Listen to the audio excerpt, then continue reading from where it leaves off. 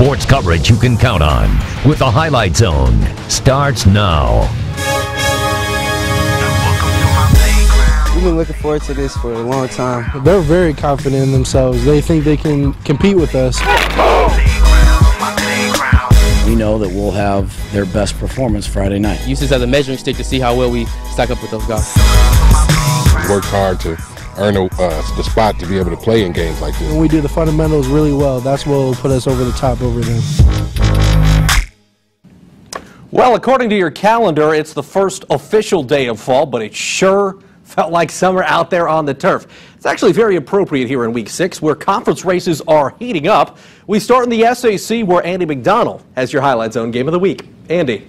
Hey, thanks, Glenn. Snider has more wins at Lucas Oil Stadium this year than the Colts, but coming off their huge 52-31 victory over Homestead on Saturday, the Panthers, they couldn't afford a letdown. Just a few days later, Snider was facing a talented Wayne team that's riding a 3-game winning streak for the first time since 2014. Wayne at Snider, it's your Highlight Zone Game of the Week. Hot one out at Spooler Stadium for this SAC matchup in the first quarter. It's Christian Covington with a rush up the middle. Panthers up 7-0, but the heat that would get to this offense. The big bad defense, though, they're just getting warmed up. Purdue recruit Lawrence Johnson, his stuff.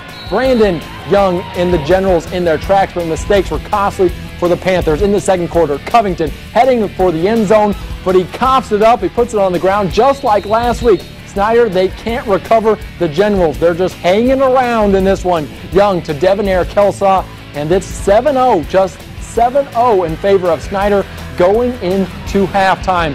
The offense clearly dealing with the Homestead hangover. The D, they were picking them up. Zach McDowell, he'll get the big sack here on the drop back by Brandon Young. And Snider, they had 15 penalties on the night. They were certainly costly, and just 4 points heading into the fourth quarter. That's when Anais Lockett, he'll power his way into the end zone to make it 20-0, and the defense, they're just wanting to keep that shutout intact.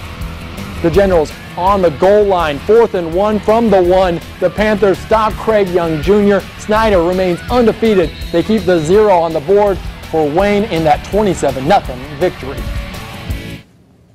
It's a little frustrating. Not really. We know what we can do, and we know what we're capable of. We were shooting ourselves in the foot a little bit, and we just know we have to bounce back and do better. We live for goal line stands, so anytime we have a goal line stand and we can put up a 0 on the board, we're good to go. It shows some character, so just going to practice next week, going harder. It was a setback from last week. I feel like we played a little harder last week, but going to next week, we got to be better. That the game was one play away from being in their favor. That's what it takes. You know, one play and it could be turned around. So, you know, put a premium on that. We gotta play better. Next up, Snider and Northrop square off at Spooler next Friday, while Wayne hosts Concordia. Glenn, back to you.